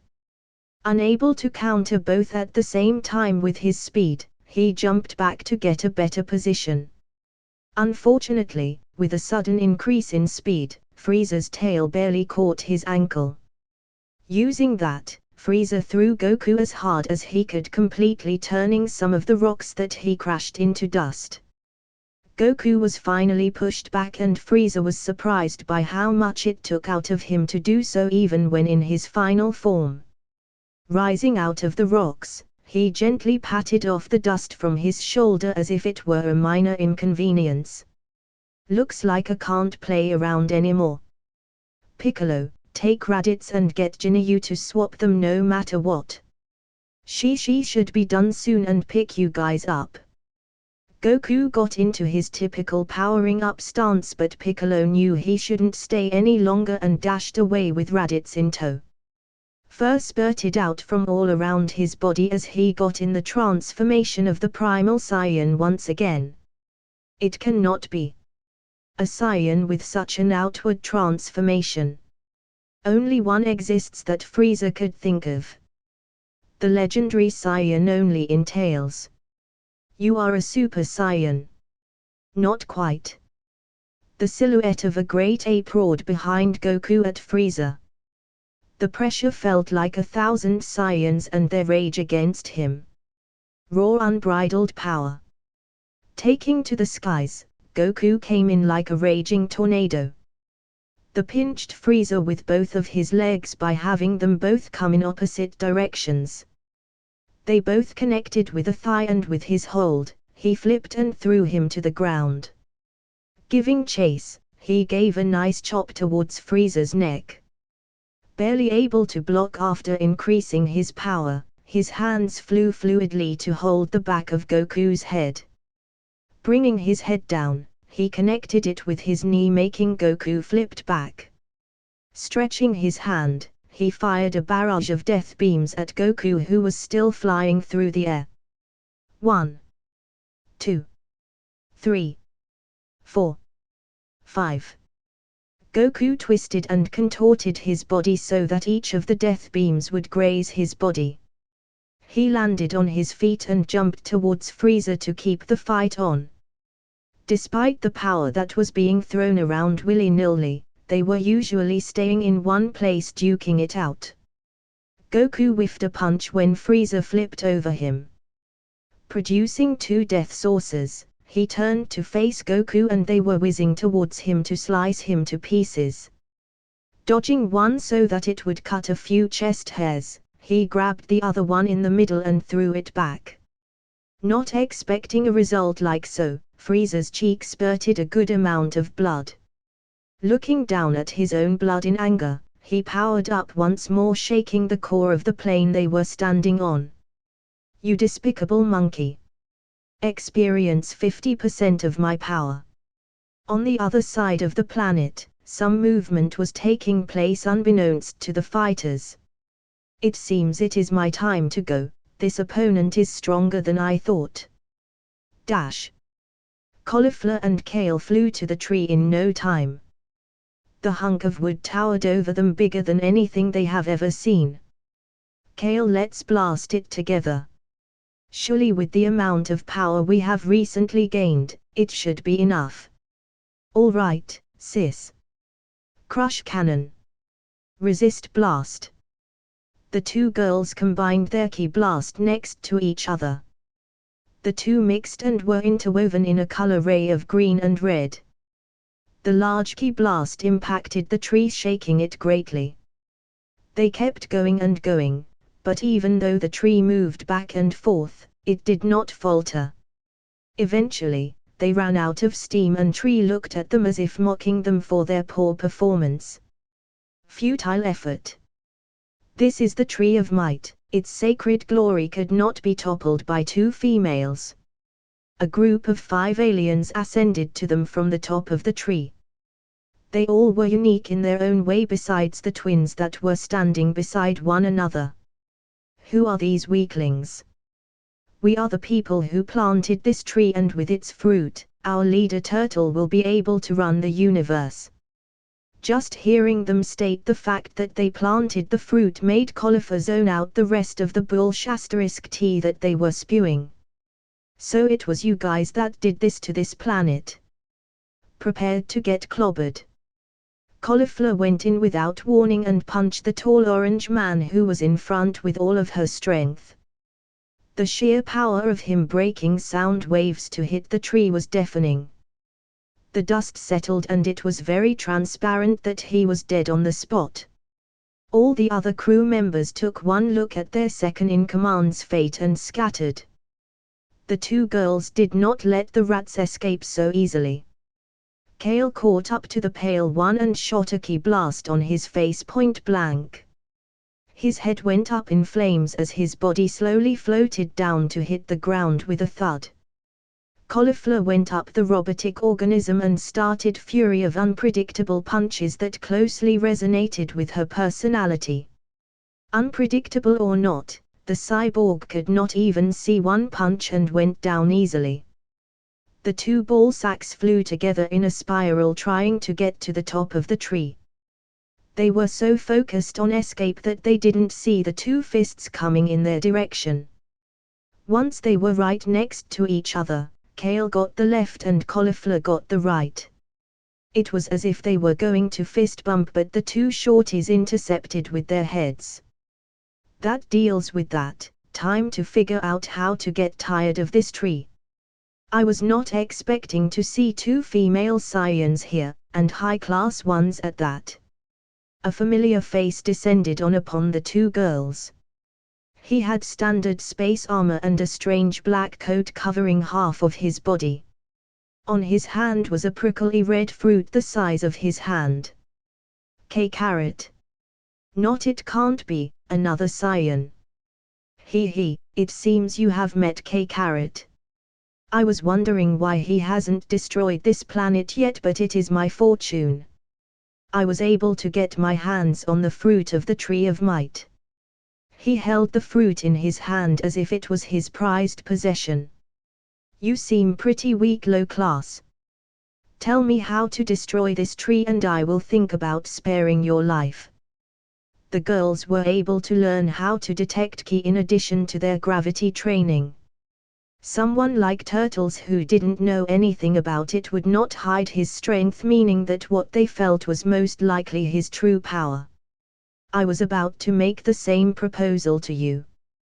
Both of you become my mistresses and I will lead you to become rulers of this universe by my side. With these fruits, even Frieza would pose no problem. Miss me with that. With your puny power, how can a fruit even come close to making you beat me? Cauliflower didn't want to talk to this Goku lookalike any longer. Running up to him to finally finish the job, she was so ready to clock that grin from his face.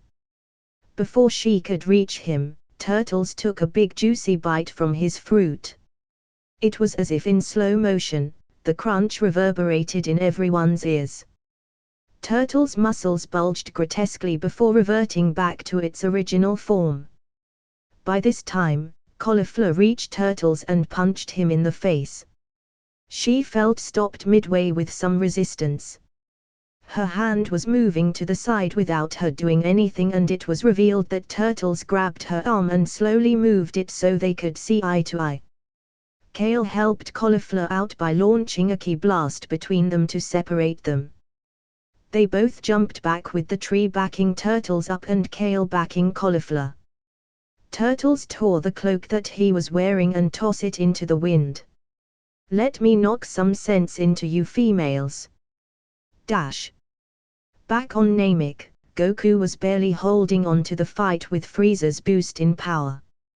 His primal form could not keep up with 50% power, and Frieza capitalized that by going full offensive.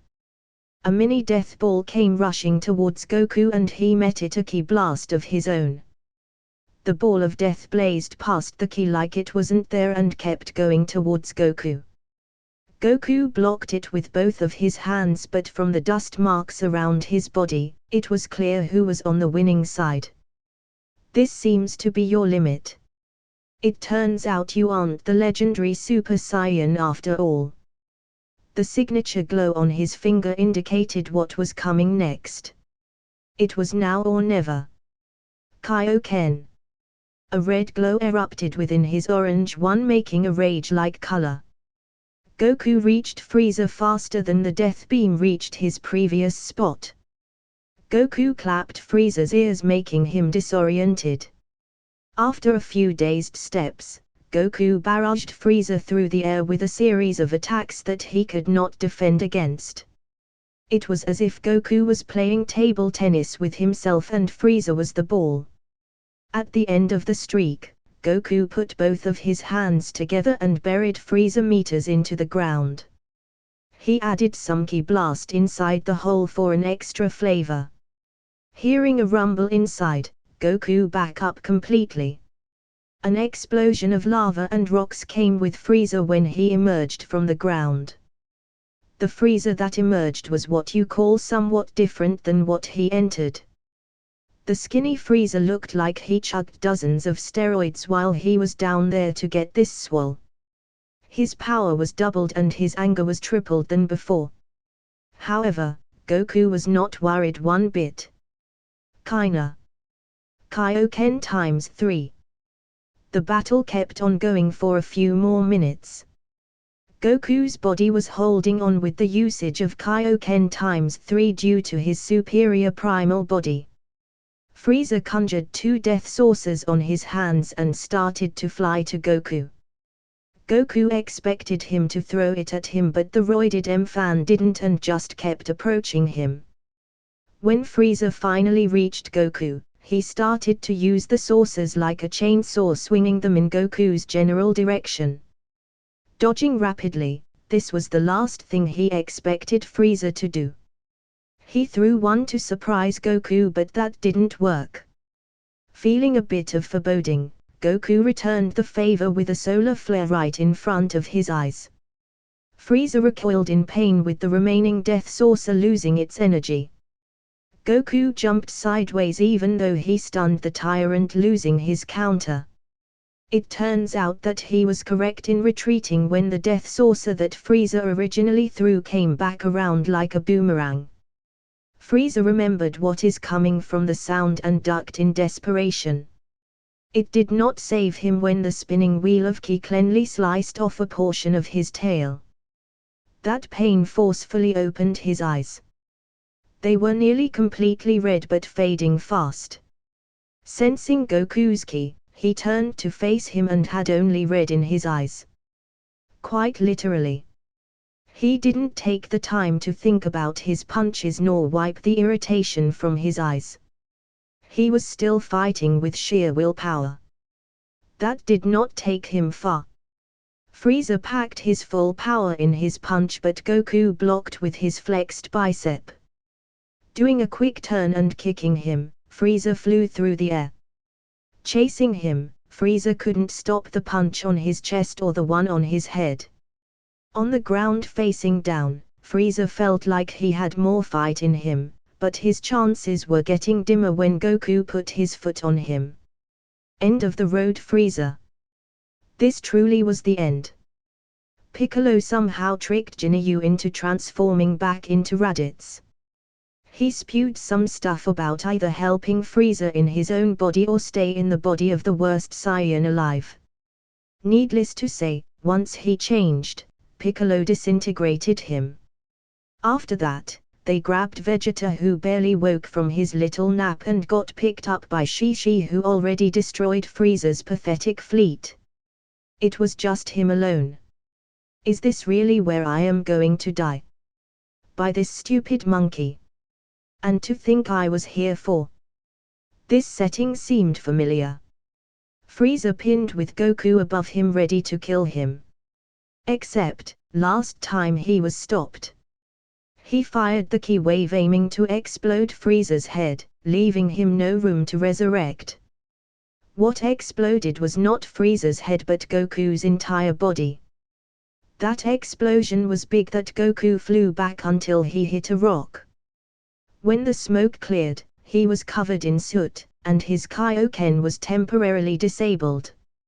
You seem to be in an awful amount of trouble, brother. I absolutely enjoyed seeing your spoiled self get beaten up like that. However, I couldn't let you shame the rest of us by dying to this worthless monkey. Dash. A beatdown could not describe what was happening with Turtles and the girls.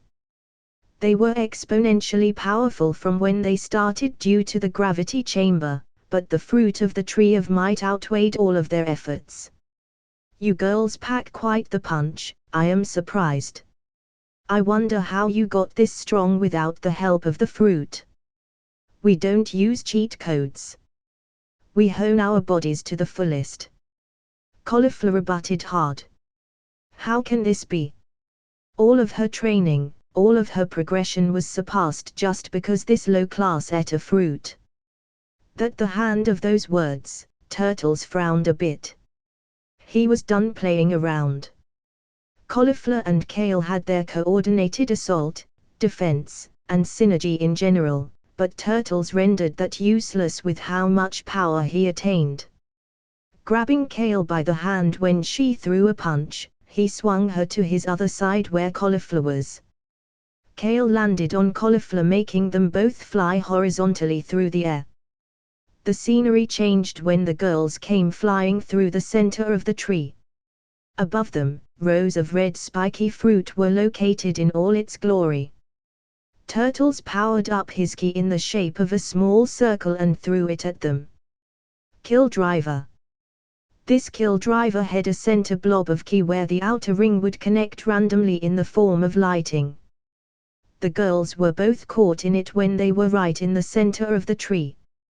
Whites in their eyes appeared briefly from the shocking experience. Both of them fell to the ground with Cauliflower being crushed by Kale.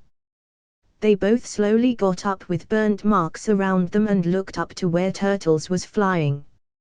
Last chance, if you don't grovel on the ground before right now, you will be on the ground for eternity. Pure enjoyment from seeing pain was displayed just as much as the evil tyrant himself. Dash. Goku heard that voice and a deep pit sunk within his stomach. He didn't need to open his eyes to know that a taller purple and white version of Frieza stood before him. I knew that my sources that you were here were correct. You and your band cannot hide from my empire. Frieza stood up and flew up to Cooler without even looking at him. It was as if the bad blood between the brothers were non-existent. Hearing that little jab when Frieza said it was his empire, Cooler ignored it for now since he didn't want to start fighting with him. He would kill him after killing that wild card of a Saiyan. On the other side, Frieza could not help but feel as if he was killing two birds with one stone. After killing Goku, he could easily kill his weaker brother and go home on his ship. Come in Shi, we might need to switch to Plan C.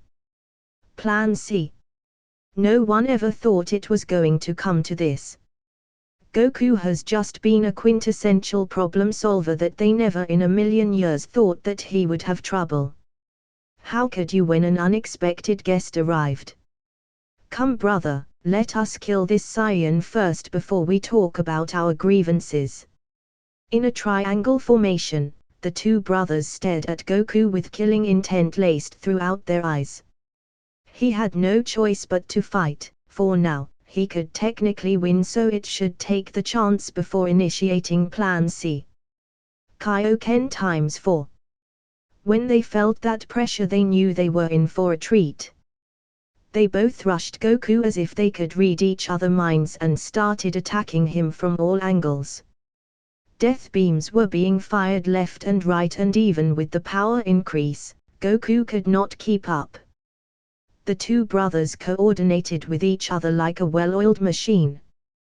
One came from the right and kicked him in the face, while the other pinned him by tackling him and holding him. The fight lasted a while and Goku felt the effects. Even with this stronger body, Kaioken was still unstable being used for so long. Especially at times 4. It was time to initiate Plan C. He used a good chunk of his ki reserves and made a sizable explosion in front of him to ward away the brothers in an attempt to buy time. He reached into his pocket that was surprising lot ripped off yet and held a small box of some sort. Clicking the button, he put it up close to his mouth and spoke. "Come in, Bulma, launch Plan C right now." Radio silence. No voice was sent back. Not a sound. Goku tried again. "Bulma, are you there? We need to go for Plan C." And again, no response. The Frost Demons looked at Goku in amusement as to how Goku planned to get out of this. Goku started to really sweat now. "Where is Bulma?" Dash. "Stupid machine, why won't you work?" On the side of her lab, Bulma scavenged from her previous communicator in an attempt to rebuild it fast. It was better than trying to fix the broken machine while there was a giant root sticking out of it. She kept on banging on the machine as if it would magically work. You would think a genius would be a little smarter in trying to find the problem than hitting it a few times. Apparently hitting it is the smart move. Or she has been hanging around Yamcha for a little longer than needed. Surely they don't need help as much as we do. They have Goku. Dash. Fuck me. The fight was raging even harder than before, with the planet looking devastated. Goku used his original move to suck and entrap Frieza. Using Frieza as a sort of whip, he lashed at Cooler multiple times. Joke's on him, Cooler was totally fine with punching Frieza in the face when he came towards him. This was getting nowhere and the people on the ship were really getting worried. The real anxious one was Vegeta. "I never thought K-Carrot could actually fight Frieza and Cooler and hold his ground. Maybe he will be the one to avenge our race and not me.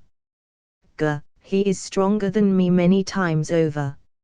I was useless and got out of the fight on Frieza's second form." It was at this time that Cooler actually saw the ship that was just hovering over them. He had an evil idea that his brother overlooked severely. When Frieza came at Cooler again, Cooler this time grabbed Frieza. What was a weapon became a tug-of-war, with Frieza being the rope. Cooler let go of the rope when Goku started to become impatient and it bounced back at him crazily. He dodged the incoming Frieza and actually let go, making Frieza's butt stick out of the rock that he was embedded in. He was going to feel that tomorrow. If he makes it. Looking back at Cooler after finally feeling that he could win, he saw Cooler looking at the ship with a finger towards it. He was too late to stop him. The death beam burst through the air and hit the ship right on its engine, making the back explode. Luckily, Bulma's expert build made it so that the entire ship didn't explode immediately. Unluckily, they still rocketed towards the ground and at a record pace. The ship landed on the ground and exploded a second afterward right in front of Goku's face. The explosion blew his battered body back as he watched in horror the possibilities that this could ensue. "You haven't said anything. I assume that you reconsidering your options. Saiyans are always hard-headed. I can see that you have some intelligence in you. Smart.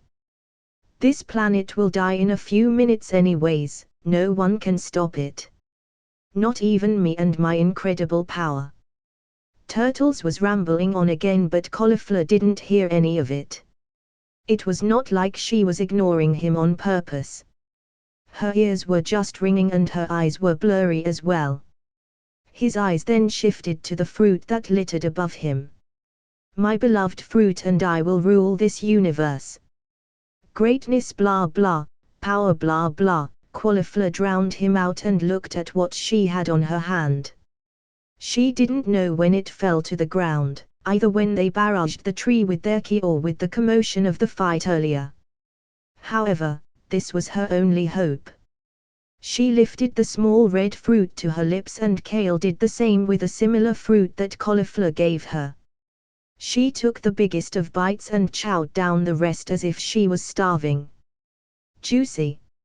Savory. Delicious. She could feel the power of the fruit course through her veins, started with her mouth. The nutrients made her stomach feel tight and her muscles even tighter. Her body and ki multiplied in power, so much so that she felt like a new person. Looking over to Kale with a renewed clarity in her eyes, she could see that a similar transformation was gone through by her friend. The only visible exception was that she had a little more bulk and muscle than before instead of reverting fully back. Turtles felt a little too narcissistic, talking on and on about himself and how great he is. Maybe not narcissistic enough. Anyways, he wanted to see the reactions of the people he was trying to allure. He felt something off when they were looking at each other more energized than ever. Maybe his words were actually hyping them up. The scouter on his face didn't agree with him when the number spiked from its original number to numbers never before seen. It wasn't soon before the scouter couldn't take it anymore with its changing number and exploded on his face. Turtles wanted to run. The only amazing thing that could boost their power so dramatically was the fruit of the Tree of Might. His suspicions were confirmed when he saw the bare-naked core on the ground near them. He planned his retreat by taking a couple of fruits and leave the planet to die with everyone on it. Unfortunately for him, Cauliflower stopped gawking her own body and power when she didn't hear Turtle's villain monologue. Picking up as many fruits as he can, he sneakily flew out of there. If he had just left without trying to get those fruits, maybe he would have survived. Greed is a killer. Stopped him in his tracks by grabbing the back of his neck. Her bulky muscles held him in the air like a helpless puppy. All of his fruit was dropped when Kale tightens her grip on his neck. He tried to make her let go. The air in his lungs was slowly getting wilted away. Cauliflower flew up to look at the panic within his eyes and smirked. Thanks for the bite. We should give you something in return. Kale threw turtles at bottom of the trunk of his tree. Charging their ki like last time, they decided it was now or never. Crush cannon. Resist blast. Their ki collided and combined once more. This wave of attack was 10x bigger than before, and all of its glory hit Turtles right in the face. His entire body was being crushed, stuck between a rock and a hard place. Unlike last time when the tree only swayed, they could visibly see the tree giving way. Turtles felt his back loosen in its hardness and felt like he was being lifted up in the air ever so slowly. The tree and all of its roots were loosening up from the soil that it was deeply embedded in. One last push, that was all that was needed. And that they did. Using all the power they gained from the fruit into their blast, the tree was finally airborne. It slowly went higher and higher with the roots following behind like tendrils. Cauliflower and Kale stopped injecting more of their power, and when the end of the beam hit the tree, it exploded in a shiny fashion. Green and white sparkles covered the earth, restoring life and energy to everything that had it stolen. Too bad the girls couldn't see. They were beat laying on the floor inversely from each other. Nice job, Kale. I knew I could count on you. Always. In their normal close relationship, they fist bumped to the hard-fought victory they had. Both of them at the same time sensed a power level higher than Turtle's. Alarmed, they turned towards that direction only to be relieved when they saw three bald men. Tien, Krillin, and Chaos arrived a couple of minutes after the battle and overlooked the wreckage that the fight made. They barely spotted the two girls because their power levels were so low. Flying down to them, Tien gave them both senzu beans to restore their energy. Feeling restoration energy on par with the fruit of the Tree of Might's power-up energy, they jumped up in amazement. Wow, I never knew that those little beans could give you so much energy. No wonder Goku took a few on his trip to Frieza. With those, he could beat Frieza 3 times over. Don't be too sure. The beans may give you your full power back, but it is no use if your opponent is stronger than you. Cauliflower took that into consideration and thanked Tien for his support, albeit a lot late. Kale and Cauliflower decided to return to Capsule Corp to rest and check on Bulma while the Z fighters helped clean the mess. Returning to Capsule Corp, they found Bulma very intensely struggling to get something within her previous communicator machine. When Bulma saw the two girls, her eyes light up in delight. What took you so long? I need your help. Get that part of there and bring it closer to my new machine. They silently did what she asked when they heard the anxiousness in her voice. After they did that, they waited a few more minutes for Bulma to do the finishing touches. Pressing the on button on her contraption, the display came alive much to Bulma's exasperation. The glee in her face was drained of all of its blood when she saw the history of the signals sent. She, where are you? It isn't looking too good. There was someone else with Frieza just as powerful as him. Goku, come in Bulma, launch Plan C right now. Goku, Bulma, are you there? We need to go for Plan C. Cauliflower, go get the box over in my room. You should easily see it. We need to start Plan C. Dash. What could have happened on Earth? What is Bulma doing that she can't help us? Is the machine broken? No, it can't be. She communicated with Bulma during our outer space trip. Is she in trouble? What could trouble her? Goku couldn't help but think these thoughts as he dashed towards the wreckage of the ship. He had to stop short when a purple laser cut a line in front of him telling him not to go any further. Now, if we let you do that, we wouldn't be able to see the despair in your face one moment longer. The two brothers were in the way between him and this loved ones and Vegeta. Reaching into his pocket, there were a dozen of senzu beans packed inside. Popping one in his mouth, he gained his power back and furiously fought his way towards them. Senzu beans were of no use if they were dead. Shinron can't take away the pain of dying slowly either. Kaioken times 5. It became Goku trying his hardest to push them down long enough to reach the ship. His panicky movements made it easier for them to stall and land blows even with the power increase. Cooler eventually had Goku back on the ground again. A few well-timed blows were enough to tire out Goku once again during his Kaioken times 5 state. Ha ha ha. Weakling. Getting so worked up over a few puny mortals. Yes. I love that look on your face. Let me see if the people on this ship could make the same expressions. Frieza walked up to the ship and opened the fiery ball of metal. Goku couldn't move an inch from his position under Cooler's foot. The senzu beans felt like a mile away from the way his arm was crackling.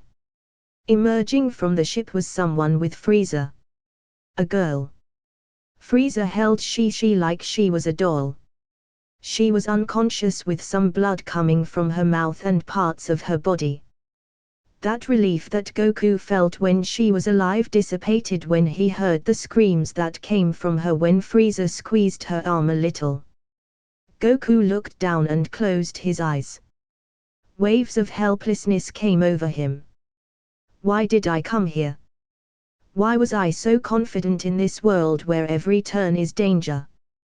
Where did I think everything will go my way? Why did I think I was powerful enough? Don't look away now, it is the best part. Cooler lifted Goku's head and forced his eyes open. Seeing Frieza about to death beam her thigh unlocked something within Goku. Don't stop now, become stronger. Using all the anger he felt, he pushed it towards his conviction. Goku's hair started to flash yellow while his eyes became a crystallized blue. Cooler's foot started to burn to melt all of what he knew about Saiyans. Ah! That scream felt refreshing. It blew Cooler away from the laying Saiyan. Slowly standing up, Frieza was mesmerized by what was before him. Golden hair, golden aura, and blue eyes. A Super Saiyan.